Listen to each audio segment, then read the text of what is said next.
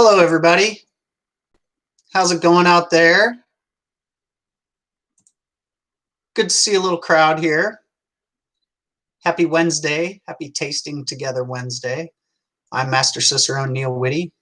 You have joined in Tasting Together. You probably knew that.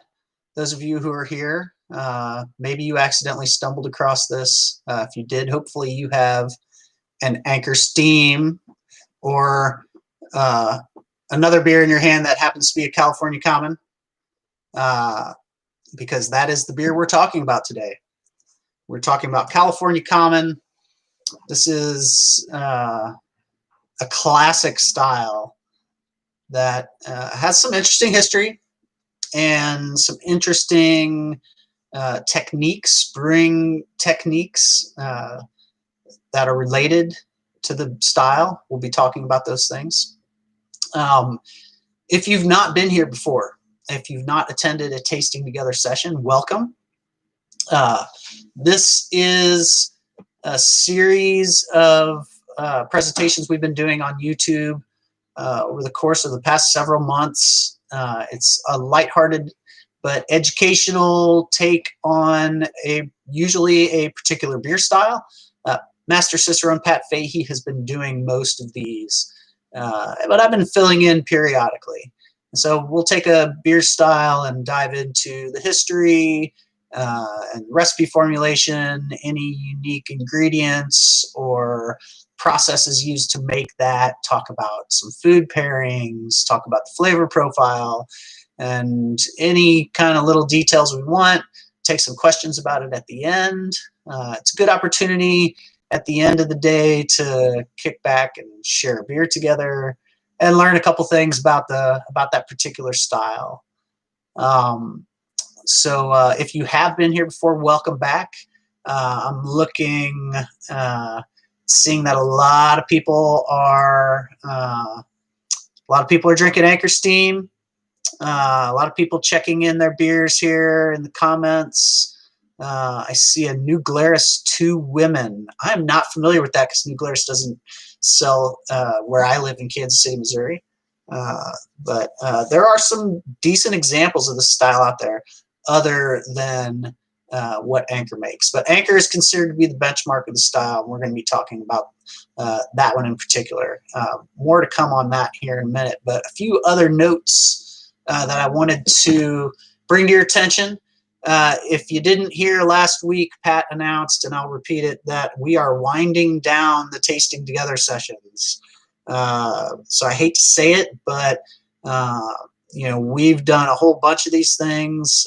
We've got a pretty good catalog in our YouTube channel, the Cicerone YouTube channel where you are right now. And we've had a good run, but we've got some other projects that we need to put our attention towards and some new things that we hope you will enjoy moving forward. We've got a few tricks up our sleeve here at Cicerone, so stay tuned. But you can always go back and watch any of the Tasting Together sessions that we've done. Go ahead and click subscribe, that subscribe button down below, and you'll have access to all that stuff. And when you subscribe and you go to YouTube, any new stuff that we've got that happens to be up will kind of pop up in your feed more than likely. So check us out there. We've got other stuff too. We've got a whole bunch of educational stuff if you are preparing for the Certified Beer Server exam, or if you're preparing for the Certified Cicerone exam, or if you just want to learn more about beer. So we've got a bunch of stuff for you. So although we are winding it down, this is not the last one. There are 2 more to go. So next week on November 11th, Pat is going to be doing Fruit Lambic. He did Goose a couple months ago, and that was a really awesome one. Fruit Lambic should be good as well. There's some interesting talking points there. And then he will wrap it up with a session on cellared beers. That should be cool. Take that opportunity to go to your basements, pull out that old bottle that you've been sitting on waiting for that special day, November 18th is that special day. That is the special day that you're going to pull out that special beer you've been sitting on for way too long, and you're going to pop it open. You're going to drink it with Pat Fahey and with a group of other people, and you're going to enjoy it, and you're going to learn about aging beer, cellaring beer, do's and don'ts from top to bottom from Master Cicerone and Pat Fahey. That'll be a cool one. Personally, I could stand to probably have about 50 sessions of cellared beers, because I've got way too many beers that have been sitting waiting for that special day in my basement, I hate to say. So that should be a good one. Look forward to it. Yeah, let's go ahead and get started and talk about the beer. I'm still looking at people checking their beers in here.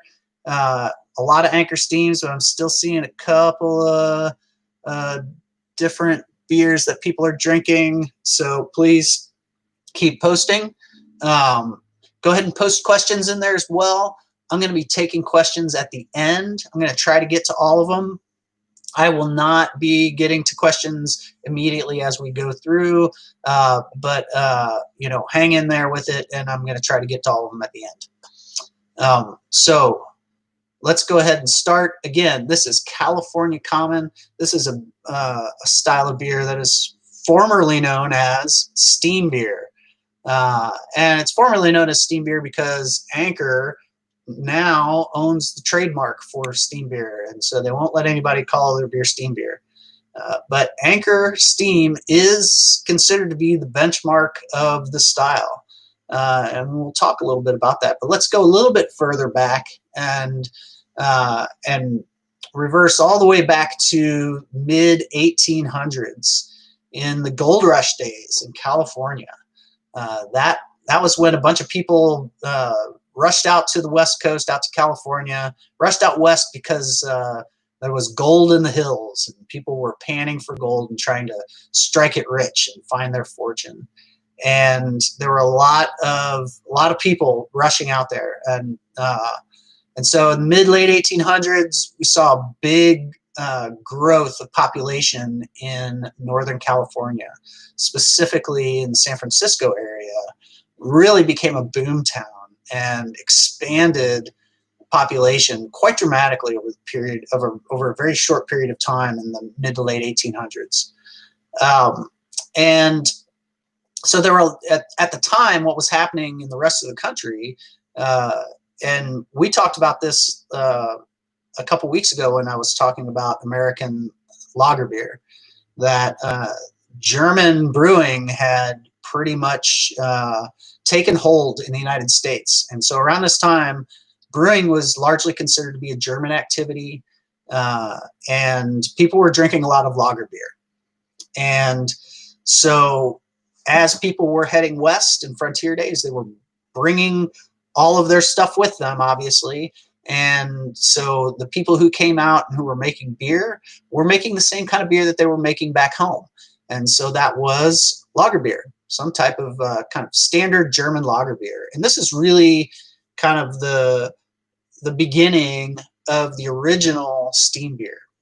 You know, these early steam beers that were referred to at the time as steam, were more than likely kind of standard German lagers. And by that, I mean these had the same kind of pale malt that they were using in German lager beers. Some of them used decoction mashing, and they used some type of native hop to the U.S.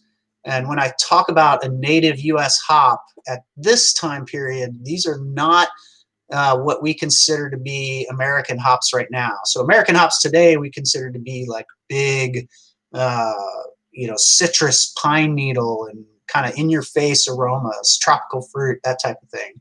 But back in the day, hops that were growing in the United States were not, didn't really have those characteristics. Those kind of old world American hops shared a lot of characteristics with some of the hops that you would find in continental Europe and in England. So they might be earthy or herbal or possibly minty, maybe even spicy, floral. So they were relatively subdued.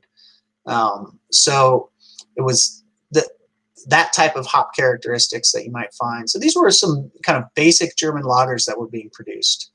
And there were some techniques that developed specifically that came to kind of define that style. And that's really what it was kind of techniques that tended to define the style as opposed to the ingredients. So, and what I mean by that is there were a couple of different things. One in particular was that people were drinking lager beers, and so they wanted to make lager beer out west. So they had lager yeast, and they were making lager beer. But one of the difficulties was that although by the late 1800s refrigeration was commonplace in breweries in the middle of the United States, in the Midwest, and on the East Coast, refrigeration hadn't quite made it out to the West Coast yet. And big stocks of ice weren't readily available either. So there was no real cooling capacity to be had. So this made it difficult to make lager beer. But much as the kind of ethos of the frontier West kind of dictated the kind of rough and tumble ways and kind of throwing things together at that time with a lot of things, the beer was kind of the same way. They're like, we're going to use lager yeast anyway. And they ended up with a lager strain that would be able to ferment at a little bit warmer temperature. You know, lager yeast usually is, you're only fermenting up into possibly the low 50s, like upper 40s, low 50s. These lager strains were fermenting up in the upper 50s and sometimes maybe even a little bit warmer. So they were using lager yeast, but they were fermenting at a little bit warmer temperature up into more of the ale range. And some lager strains will operate fairly well in that temperature range. So this is one of the things that came to define steam beer. But really, one of the big things that came to define steam beer was as from what Anchor purports to be the origin of the actual name steam, and that is the use of open fermenters and a cool ship. These were probably back in the day the same thing. So in the production of beer, you're producing hot wort, a hot sweet liquid that ultimately ferments, and that hot wort, instead of undergoing artificial cooling, because they didn't have refrigeration and the artificial cooling like they did in other parts of the country, they would cool in a open, shallow container, basically what we would call today a cool ship. And this, and at the time they called them clarifying tanks. So the beer would be pumped into this clarifying tank, which is a giant, shallow, open top vessel, and the wort would be allowed to naturally cool. It would expose more surface area to the cool air. So the cool air would cool the wort, and then they would pitch yeast. And they would pitch yeast, and they would also ferment in open fermenters. And oftentimes this would be the same vessel. So the name steam, as the story at Anchor Brewing Company goes, is that back in the day, these cool ships would be on the roof of the building. And oftentimes they were on the roof of the building, and as they would fill it up with the hot wort, the steam would come off of the cool ship. And that's where the term steam comes from. So there are some other stories that are related to the term steam. So not everyone agrees that that's the story and that's the origin of the name. So that's what Anchor says. But there's also some other references to it. So there was a publication in 1902, was a publication called the American Handy Book of Brewing, Malting, and Auxiliary Trades. And in this handbook of brewing, there's a quote that says, talking about steam beer, that said, this beer is largely, and I'm reading right now, this beer is largely consumed throughout the state of California. It is called steam beer on account of its highly effervescing properties and the amount of pressure or steam it has in the packages. So that was one of the other characteristics of this type of beer, was that it was very effervescent. So it was very commonplace for the beer to undergo krausening to produce carbonation. So krausen is the yeast and kind of the foam that rises to the top of the vessel in a fermenter. And in an open fermenter, you can skim that off the top and harvest yeast. But krausening is the process of taking actively fermenting wort, usually in early stages of fermentation, and putting that into finished beer to promote further fermentation. And that further fermentation was what produced the carbonation in steam beer. And that carbonation was, by all accounts, fairly high. So so these were often kegged, and when the kegs would be delivered, they were often so effervescent that they had to blow the carbonation or vent the kegs, vent the CO2 off the kegs before they tapped them. And so the venting of that kegs with the CO2 blowing off is another story, another origin story of the term steam. The steam coming off of the vessel as they vented it. So that's another possible origin of the term steam. And then there's also another possible origin of that term as well. So you can see there's a little bit of debate here as to where does this term steam come from, and nobody really knows. But there are some people who maintain that it is a reference to Dampfbier. Dampfbier is an Eastern Bavarian historic style that was kind of an everyman's beer that was made kind of, wasn't considered a very refined beer. It was an ale produced in Bavaria in the 1800s that it was kind of an amber to brown ale that used a yeast very similar to a Weissbier yeast. So very aromatic with a clove phenolic character, very estery with a lot of banana ester. So similar to wheat beer, but not without wheat. So a Dampfbier in tradition is kind of similar to steam beer in a way that it was kind of a commoner's beer. It was like an everyday working man's beer. And so that comparison, and the fact that Dampf in German means steam, that is another connection that some people make as to the possible origins of the term steam.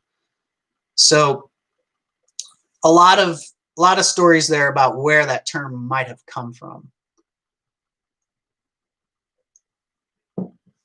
So you've got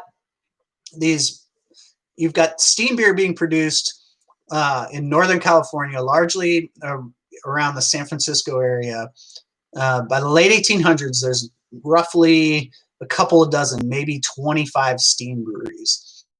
And this is a pretty popular style. This is something that's referred to a lot in different articles and books. There's a lot of references to steam beer at that time.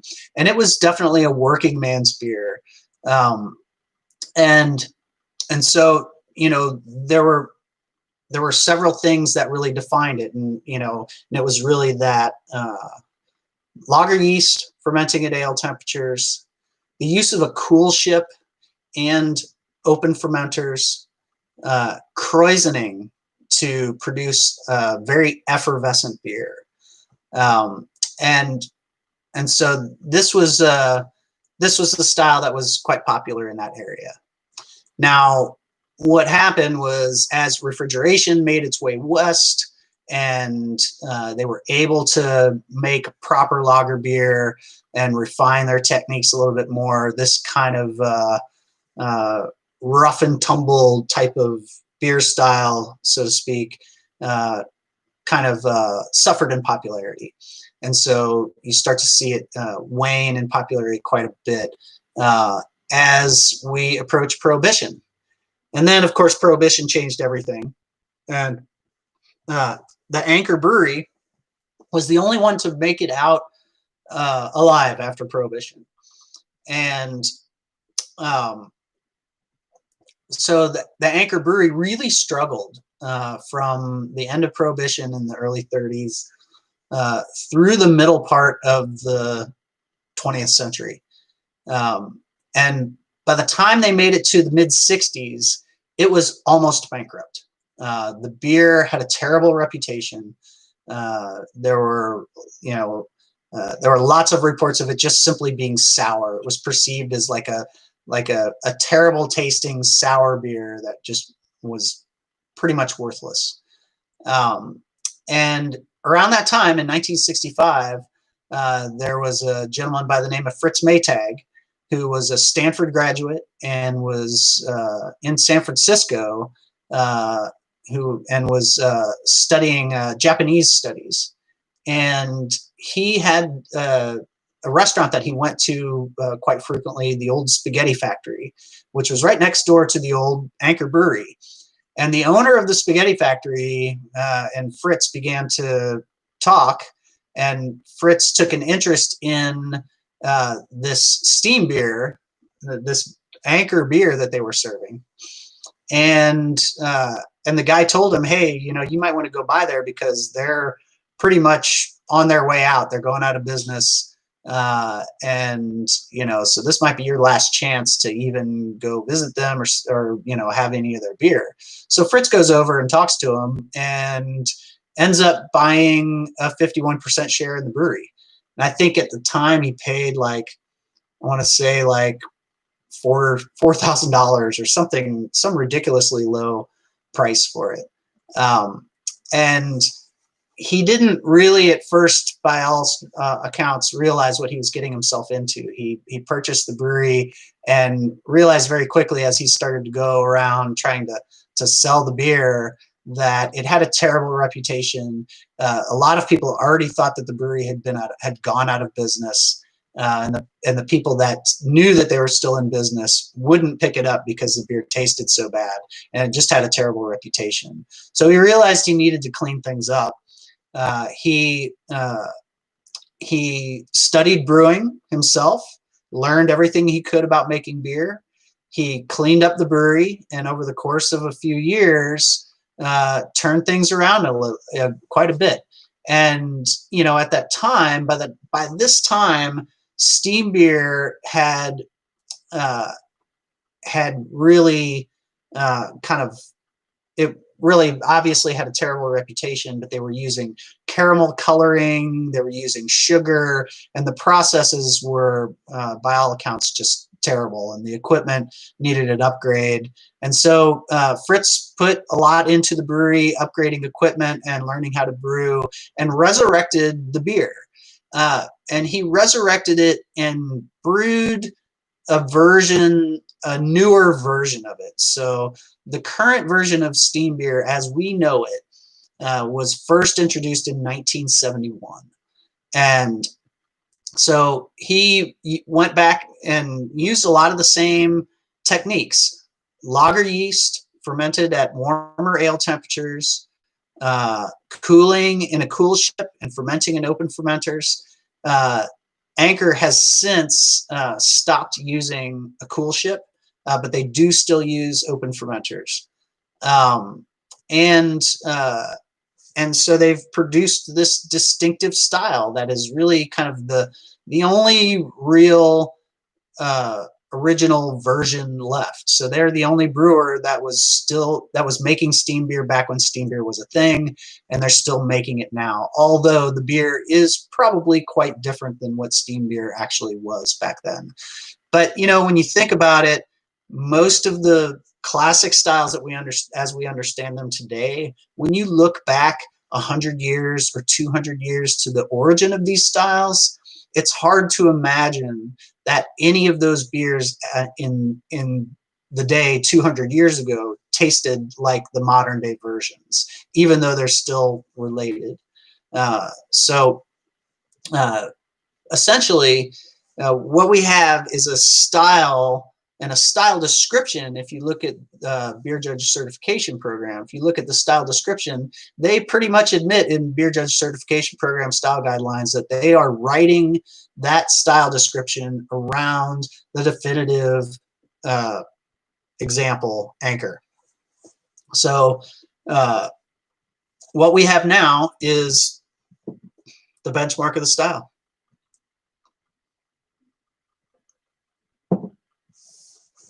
So Anchor ended up trademarking the term steam in 1981. And at that time, I don't think it was much of anybody made a big to-do about it. Although nowadays, you know, with so many brewers wanting to produce different classic styles, there are a lot of people who want to brew this style. And they're not allowed to call it steam because Anchor does defend that trademark. And so the name has been changed to California Common. So that's a little bit about the style. I'm drinking it out of a pint glass. I don't think there's really a closely associated glass with this beer. Most of the time you're going to see it in a shaker pint. I don't really drink beer out of shaker pints. If I'm drinking a beer that's typically served in a pint, I like this kind of shapely pint glass.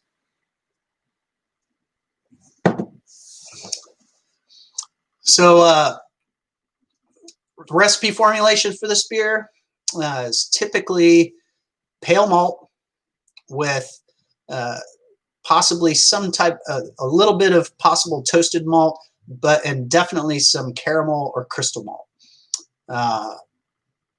The hops specifically for Anchor are Northern Brewer hops. And this is one of the defining characteristics of this style, is that specific aroma that you get from Northern Brewer hops. And when I smell Northern Brewer hops, I get a kind of woody and a slightly minty characteristic. It's very unique. Northern Brewer hops are grown in the United States, but they're actually developed in the UK in 1934. But now they're grown in the United States. They're also grown in Germany, and they have a very distinctive characteristic. So they have kind of a British character to them. They share a lot of similarities, share a lot of similarities with other UK hops, but they are kind of what you might consider to be like an old world American hop anymore. So Northern Brewer hops are one of the defining characteristics. And then again, from a recipe formulation standpoint, that yeast, a selected lager strain that operates at a little bit warmer temperature. You know, a lot of lager strains may work at a warmer temperature, but may have a tendency to produce excess sulfurs. So selecting the right lager strain is important. One that's not going to give you a lot of sulfury character when you ferment a little bit warmer temperature. And then obviously that krausening process is what's going to produce a very effervescent beer. So it should be medium high to high carbonation. So again, those process aspects with the warmer lager fermentation, that cool ship cooling, open fermentation are all important parts of it. So the open fermentation is unique in that it does have a tendency to produce a beer with lower sulfurs. So that's one of the things back in the day, I would imagine that did kind of help in that sense. If they probably didn't have a whole lot of different lager strains to choose from, and the fact that it was open fermentation probably allowed a lot of those sulfurs to blow off. That's one of the advantages of open fermenters. Another advantage of open fermenters is it does allow and it promotes ester formation. So you might have a tendency to have a little bit more ester character in the finished beer if you're fermenting in an open fermenter.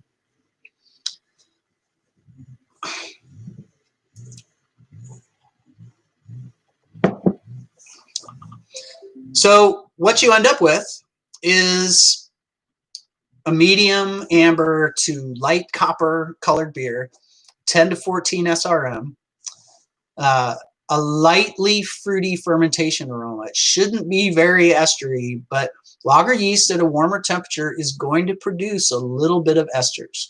So a light estery aroma is definitely expected here. The hop aroma should be that kind of UK variety. That Northern Brewer woody minty character is kind of one of the hallmarks. That's one of the things that just really stands out to me. ABV is moderate, 4.5 to 5.5%.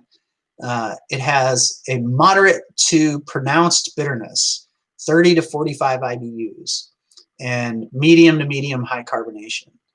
So the balance of this beer is in a lot of ways similar to an American amber ale, borderline American pale ale. So somewhere in there, it doesn't. The main difference between those is that it doesn't feature that new American hop character. It doesn't have that citrus pine like you get in American amber or in an American pale ale. But it does have that kind of balance. So there's a lot of the IBU level in Anchor Steam is right in line with Sierra Nevada Pale Ale. And there's a lot of American amber ales that are right in line with that IBU level as well. Those are some kind of similar styles there. Pairing ideas for food. So there's a lot to work with here, and going through the kind of basics of pairing beer and food. We're looking at kind of a medium intensity. We're looking at complementary flavors in the beer that we could work with from a complement standpoint, caramel-like flavors, toasty flavors. That malt sweetness is something we can use as a contrast point as well. And then we have a little bit of cutting power from bitterness and from effervescence as well. So, I like cheese with this beer. Like a medium-aged cheddar or Gouda would be a nice, simple pairing there. I'm thinking some real basic foods. Whenever I have any caramelized malt character, one of the first things I think of is caramelized meat. I'm thinking of like a burger or a steak or something like that, or even maybe even like a carne asada or something like that. Anything with those rich caramelized flavors. And I'm also thinking of some of the same things that I'm going to be pairing with like an amber ale or a pale ale. Salmon, for example. There's enough bitterness in there to cut through oiliness in a piece of grilled salmon. I'm also thinking of maybe even like a mole might be a really good pairing with this. So just some food for thought. No pun intended there. Post some things that you think might be good in there. I see Dungeness crab. That could be an interesting suggestion. I've got burger right there. Scott says burger, right in line with me. Thank you on that. All right. So if you have some questions, feel free to put them in. I've got a couple here that I'm going to get to. I'll answer some more if we get some rolling in. Let's see. Is amber ale croissant? Well, I would, as an actual defining process feature, no. Croissant is not something that is considered to be associated with the style amber ale. That's not to say that there isn't somebody who's krausening their amber ale. I'm sure there's a handful of breweries out there who are making amber ales, and krausening is just kind of part of their process. So it wouldn't surprise me. But as far as actual process that's related to this style, like this style is typically made with this process, I would say no. Scott also says spicy Thai chicken salad. All right. Good suggestion. You know, the most important rule of pairing beer and food is that you experiment and try new things, because you can follow all the rules and sometimes you end up with something that's just okay when you follow all the rules, and you could break all the rules and sometimes end up coming up with something that was just amazing. So, all right, another question. Does the open fermentation add natural fermenters into the process? I am assuming you mean by that like wild organisms, like wild yeast or bacteria. So open fermentation typically does not. So if you are inoculating the beer with yeast and you are promoting fermentation before any microbes really have a chance to take hold, then yeast becomes the dominant organism and you should be just fine. Most open fermenters in modern breweries are in a pretty controlled environment. They are in an environment where you know, they have positive air pressure, they're cleaned and sanitized room and a clean fermenter. So sanitation is still incredibly important. Now, back in the day, you know, I think historic steam beer probably did not have a very long shelf life, and it wouldn't surprise me if historic steam beer was going sour within a relatively short period of time. So in the case historically, yeah, that was probably the case without modern sanitation. And, you know, I think of, you know, the open fermenters at Anchor or in a controlled environment. Open fermenters that I've seen in other breweries are usually in a pretty controlled environment that keeps those microorganisms out. And like I said, when you have active fermentation, a good vigorous fermentation, that is going to be the dominant microorganism in that solution. And so it's going to be hard for any others to really take hold, especially in a controlled environment. Any other styles using krausening? I'm not thinking of any off the top of my head where it's one of those features. But krausening is a German process, so there's a lot of German beers that probably undergo this process. But as far as being closely associated with a style, I'm not really thinking of any right now. Let's see, another one here. So open fermenter does not necessarily mean the vision I have of a Belgian farmhouse brewery that would allow open wild fermentation.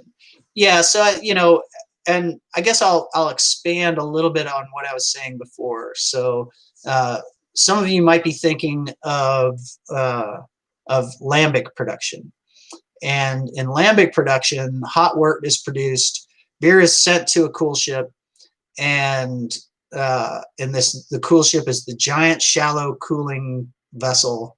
And then the wort is cooled, but the beer is allowed to sit for a while, and the windows are open to the outside air, and the outside air is encouraged to flow through the room.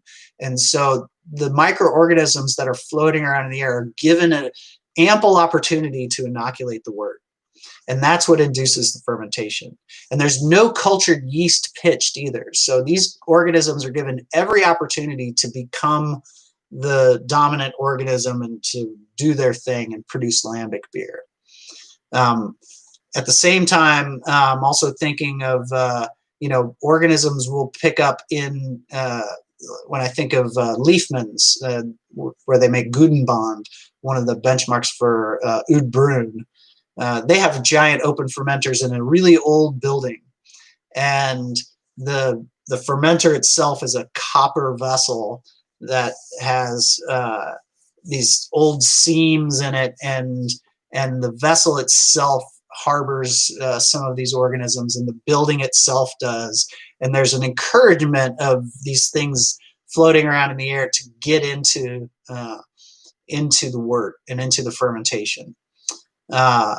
Whereas you can use a cool ship in a controlled manner, where you're cooling wort and you're using it just for cooling. Dovetail in Chicago makes excellent German lager beers. This is the brewery that comes to mind. They use a cool ship to cool wort, that where the wort is cooled and it's not kept in there long enough to pick up any organisms floating around in the air. They aren't, encouraging outside air to be getting in all over it. And so it really isn't, those organisms aren't given an opportunity to inoculate the wort. It's literally used to just help cool it, and then it has yeast pitched and it's sent off to fermentation. So it's so there can be kind of a fine line there. Cool ships can be used to make clean beer. Open fermenters can be used to make clean beer. Cool ships and open fermenters can also be used to produce beers that are inoculated with naturally occurring microflora in the air. So there definitely is a difference there, but it's the same type of equipment. Okay. What is the benefit of using a cold ship in careful environment that is not encouraging natural inoculation? It's essentially another way of doing the same thing. I'm not sure there is a clear advantage one way or the other. It's just another way of doing it. So it's kind of more of a traditional method more than anything. And I am told here that that I have somebody from Dovetail in my ear right now telling me that it helps with DMS reduction from the steam blowing off, all that steam being allowed to blow off. And that makes sense. Okay. All right. Well, I've got one more question here. What are similar styles to California Common? How would you differentiate them on the Cicerone exam? So I would say the similar styles that that you should probably be most in tune with would be American Amber Ale and American Pale Ale.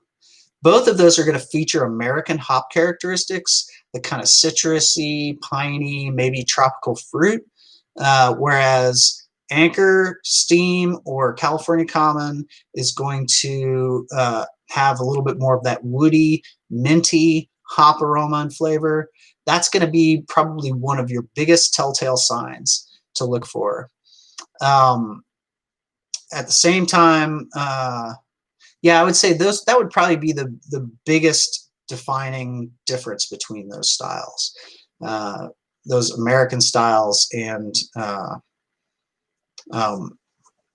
Anchor Steam. There's a question here about what is DMS reduction? Dimethyl sulfide is an off flavor that smells and tastes like vegetables or corn that is formed from a precursor that comes ready-made in malt. And so it's something that is going to be in the wort. But when you get a good full rolling boil in the kettle, the DMS blows off. And after boiling in the whirlpool or in a cool ship, there is the possibility for more DMS to form because it is still hot. And that steaming in the cool ship is an opportunity for more of that DMS to be blown off. I hope that answers the question. California Common versus alt beer. Well, so California Common versus alt beer, that's going to be, I'd have to dig a little deep on that. Alt beer is something that's going to have a little more hop characteristics. They're both related in the sense that they're hybrid styles and will have low levels of esters. So the California Common uses lager yeast fermented at warmer temperatures. Alt beer uses ale yeast fermented at cooler temperatures. In both instances, there will be a low level of esters. Hop aromas will probably be roughly the same or similar in a way. They won't have American characteristics. Alt beer is, and I have not tasted them side by side, but an alt beer has a little bit higher end for bitterness. And that would probably be one of the things that I would look for, is a little bit more bitterness there. Parsing out the differences between those two, I would say it's probably not something you're going to be asked to do on a Cicerone exam. All right. Well, that gets me to the end of the questions. I appreciate everybody joining in. Thank you for sitting here and listening to me talk about California Common. I hope you will join us next week. Pat Fahey will be here to talk about fruit lambic. And then the week after that, he'll be asking everyone to bust those beers out of their cellar and talk about aging beer. And then we will put tasting together to rest for a while. So I hope you'll join us for the last couple sessions. It's been a lot of fun. Cheers, everybody. Have a good one.